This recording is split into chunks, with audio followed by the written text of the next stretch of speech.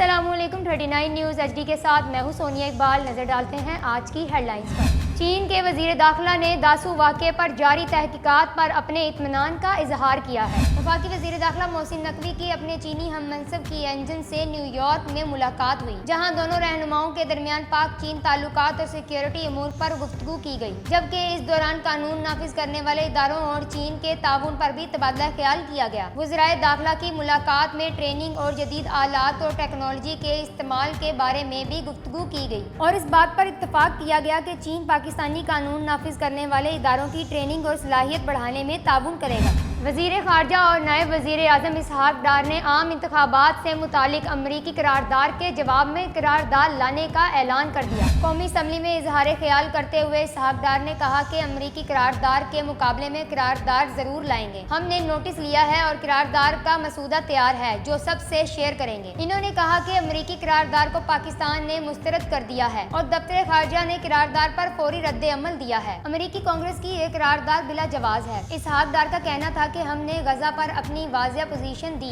और इसराइल का नाम लेकर मजम्मत की है। किसी दूसरे मुल्क ने इसराइल का नाम लेकर इस जुर्रत से मजम्मत नहीं की होगी। हम कश्मीर, गजा और दीगर इशूज पर आलमी फॉर्म्स पर भरपूर नुमाइंदगी करेंगे। सलामती कौंसिल में भी कश्मीर और गजा पर भरपूर आवाज़ उठाएंगे। इस्लामाबाद की मुकामी अदालत ने पाकिस्तान तहरीक इंसाफ के बानी इमरान खान और उनकी अहलिया बुशरा बीबी की इद्दत केस में सजाओं को मुअत्तिल करने की दरख्वास्तें मुस्तरद करते हुए सजा बरकरार रखने का महफूज शुदा फैसला सुना दिया। वाज़ेह रहे कि अप्रैल 2022 में अपोजिशन की तहरीक अदम एतमाद के जरिए इक़्तिदार से बेदखल किए जाने के बाद से इमरान खान को करप्शन से लेकर दहशतगर्दी तक के मुतादिद इल्ज़ामात का सामना है। तोशाखाना केस में सजा सुनाए जाने और इसके बाद 8 फरवरी के इंतखाबात से कबल दीगर मुकदमात में सजा सुनाए जाने के बाद वो गुज़िश्ता साल अगस्त से सुलाखों के पीछे हैं। 190 मिलियन पाउंड रेफरेंस और तोशाखाना समेत दीगर मुकदमात में रिलीफ हासिल करने और इस माह के शुरू में साइफर केस में बरी होने के बावजूद साबिक वजीर आजम इद्दत केस में सजा पाने की वजह से सलाखों के पीछे हैं।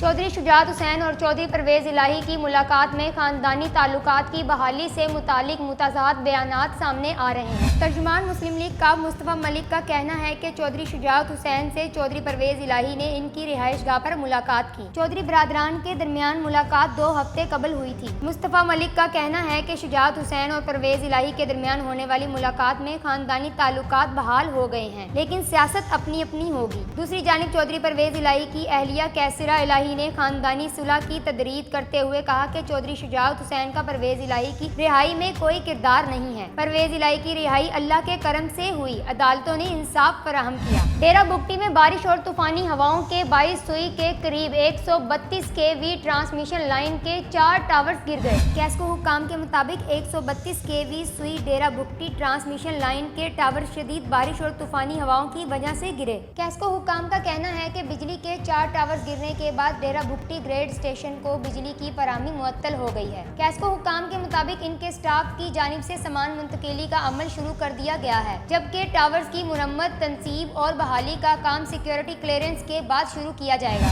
अवामी मुस्लिम लीग के सरबराह शेख रशीद बिजली का बिल ज्यादा आने पर तिलमिला गए। इस्लामाबाद में मीडिया से गुफ्तगू करते हुए शेख रशीद ने कहा कि कश्मीर के बाद खैबर पख्तूनख्वा और बलोचिस्तान के हालात खराब हो रहे हैं। अमरीकी कांग्रेस के 368 अरकान ने करारदाद मंजूर की। ये फॉर्म 47 के मेंबर नहीं। चीन के वजीर इस्लामाबाद में तकरीर करके गए, कौम इस पर भी सोचे। साबिक वजीर ने कहा कि अगले महीने के आखिर तक नवाज शरीफ भी अपना बयानिया बदल देंगे। हुकूमत सिर्फ अपने केस खत्म करने आई है, ये बानी PTI को अभी बाहर आने नहीं देंगे। शेख रशीद का कहना था कि चोर, डाकू, लुटेरे, नाअहल और नाकाम बजट पेश करने वाली हुकूमत को घर भेजा जाए, मुज़ाकरात फौज के साथ करके दरमियानी रास्ता निकाला जाए। वज़ीर आला पंजाब मरियम नवाज ने सूबे भर में ज़ेरे तकमील प्रोजेक्ट्स को बरवक्त मुकम्मल करने की हिदायत कर दी। वज़ीर आला मरियम नवाज की ज़ेरे सदारत सूबाई प्लानिंग एंड डेवलपमेंट बोर्ड का इजलास हुआ, जिसमें सालाना तरक्याती प्रोग्राम 2024 से 2025 का तफसीली जायजा लिया गया और हर प्रोजेक्ट पर तबादला ख्याल किया गया। वज़ीर आला पंजाब ने हर डिपार्टमेंट की खसूसी स्कीमों पर तफसीली ब्रीफिंग ली और हिदायत जारी की। मरियम नवाज ने ज़ेरे तकमील प्रोजेक्ट्स को हर सूरत बरवक्त मुकम्मल करने और रियल टाइम मॉनिटरिंग के लिए PITB को डैशबोर्ड तश्कील देने की हिदायत कर दी। दौरान इजलास वज़ीर आला पंजाब को ब्रीफिंग में बताया गया कि पंजाब में मोटरवेज के हर इंटरचेंज पर एम्बुलेंस शुरू की जा रही हैं। 106 तरक्याती मंसूबे गैर मुल्की इदारों की मुआवनत और